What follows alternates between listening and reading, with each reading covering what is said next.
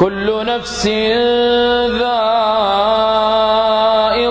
الموت وإنما توفون أجوركم يوم القيامة فمن زحزح عن النار وأدخل الجنة فقد فاز وما الحياة الدنيا إلا متاع الغرور.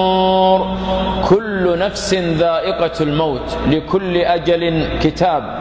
لابد من النقلة أيها الأحبة من هذه الدنيا إلى الآخرة.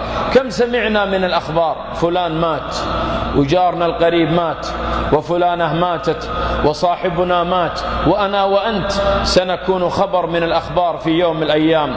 كل من عليها فان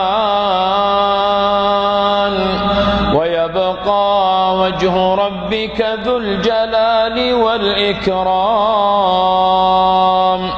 خطبت الجمعة في يوم من الأيام في مسجد من المساجد، وبعدما انتهيت من الخطبة نزلت وشرعت في الركعة الأولى، ثم قمت وشرعت في الركعة الثانية.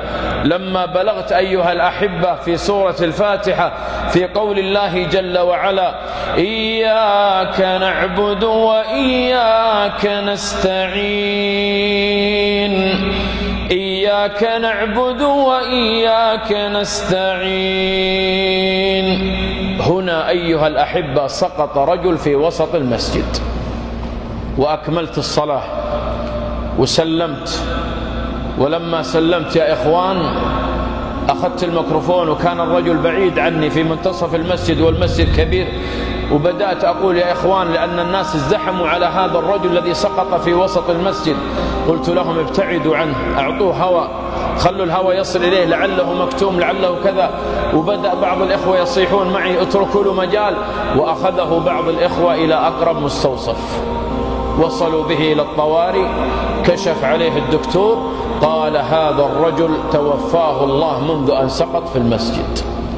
يوم الجمعة يا إخوان وهو متوضئ، يوم الجمعة وهو مغتسل، يوم الجمعة وهو واقف بين يدي الله.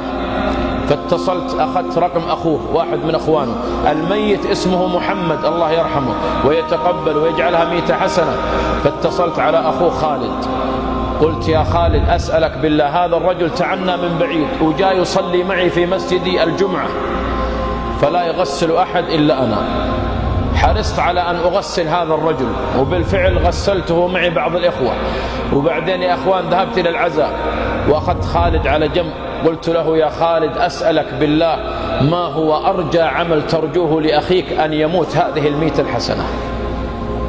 فقال خالد: يا شيخ، والله إحنا مجموعة أخوان وفي عندنا أخوات، لكن والله يا شيخ أن محمد هذا أبر واحد بالوالدة، أبر واحد بأمي، كان يمر عليها كثير ما يتركها، كل يوم يتفقد حوائجها، يتفقد كل شيء تحتاجه. يقول من ضمن كلامه، يقول: والله يا شيخ، حتى الشامبو الذي تغسل به رأسها يتفقد، الصابون التي تغتسل بها، المشط الذي تمشط به رأسها، البخور الذي تتبخر به، كل شيء يتفقد الوالدة. يقول: حتى من البن والهيل والقهوة ما يترك عنها شيء، كان بارا بأمه وكانت تدعو له كثير.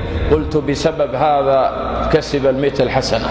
وبالوالدين إحسانا، وبالوالدين إحسانا، إما يبلغن عندك الكبر أحدهما أو كلاهما فلا تقل لهما أف ولا تنهرهما وقل لهما قولا كريما.